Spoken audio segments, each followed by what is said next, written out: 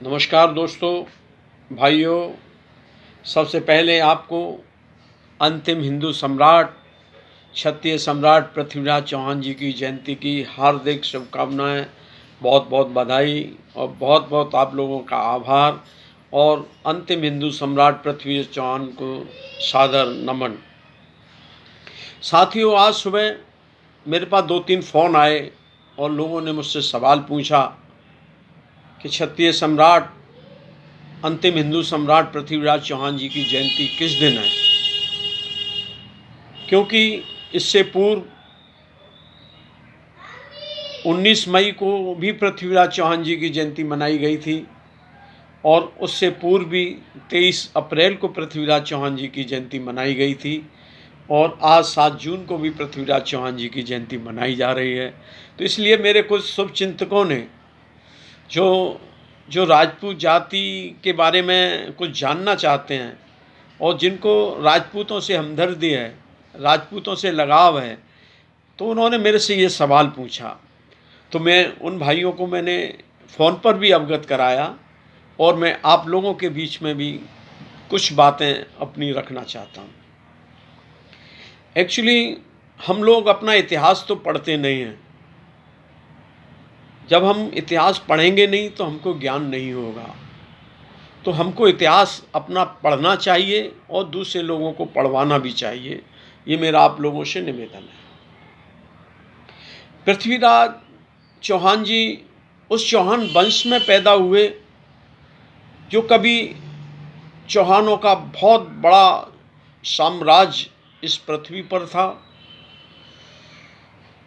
हमीर महाकाव्य में लिखा है कि जिस तरीके से ब्रह्मांड का कोई अंत नहीं था, ब्रह्मांड का जिस तरह कोई अंत नहीं है, इसी तरीके से चौहान साम्राज्य का इस पृथ्वी पर कोई अंत नहीं था। 1 दर्जन से ज़्यादा चौहानों की राजधानियां थीं। आज बहुत से देश जो दूसरे धर्मों के देश हैं, वहाँ भी चौहानों का शासन था। ये इतिहास पढ़ने से हमें ज्ञात होता है। साथियों, सन 685 संवत 746 में जिस समय पहली बार मुसलमान हिंदुस्तान में आए थे, तो उन्होंने, मुस्लिम इतिहासकारों ने भी लिखा है कि उस समय चौहानों से ही उनका युद्ध हुआ था। साथियों, मैं आपको ये अवगत करा देना चाहता हूँ, लाहौर से लेकर अजमेर, मांडू, आमेर, गोलकुंडा, कोकण, ठट्टा, लाहौर, मुल्तान, पेशावर, दिल्ली, काबुल, नाडौल, महकाप्ती से लेकर माहेश्वरी पुरीन तक, नर्मदा के दोनों किनारे से लेकर उत्तर तक तथा गंगा जमुना के किनारे सारे जगह चौहानों के राज थे और चौहान राजवंश था।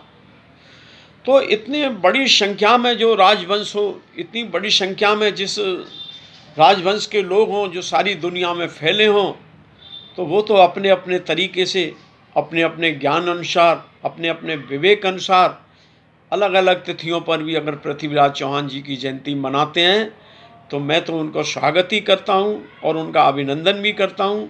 और एक बार आप लोगों को फिर से पृथ्वीराज चौहान जी की जयंती की बहुत बहुत हार्दिक शुभकामनाएं, बहुत बहुत हार्दिक बधाई। पृथ्वीराज चौहान अमर रहें। धन्यवाद।